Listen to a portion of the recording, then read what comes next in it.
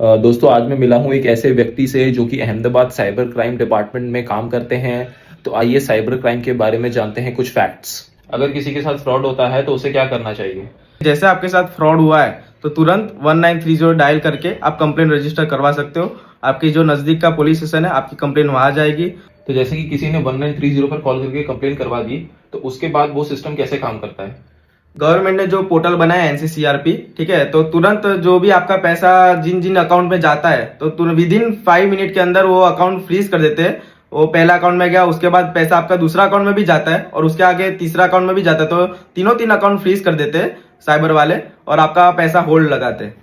और वो ये सब विद इन 5 मिनट्स हो जाता है? हाँ, विद इन आपने जैसे 190 डाल के आपकी कंप्लेन रजिस्टर होती है, तुरंत सॉफ्टवेयर का उसका काम करना चालू कर देता है। आपका पैसा किन किन अकाउंट में जा रहा है वो सब वेरीफाई करता है और वो सामने वाले का अकाउंट फ्रीज करता है और आपकी अमाउंट होल्ड करते हैं।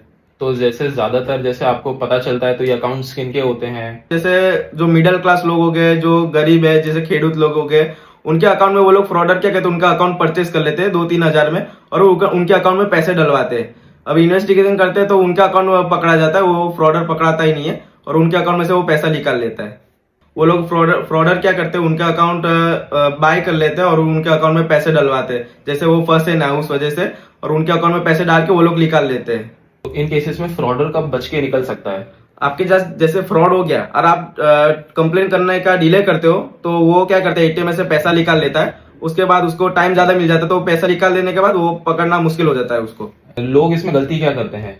लोग गलती क्या करते हैं कि उनके साथ फ्रॉड होता है पर वो कंप्लेन करवाना भूल जाते हैं, तो डिले करते हैं, उस वजह से उनके साथ उनका पैसा वापस आना बहुत मुश्किल हो जाता है। तो आप तुरंत कंप्लेन करवाइए तो आपका पैसा रिकवर हो जाएगा। आजकल लोगों के साथ सबसे ज्यादा फ्रॉड कौन से प्लेटफॉर्म पे हो रहा है?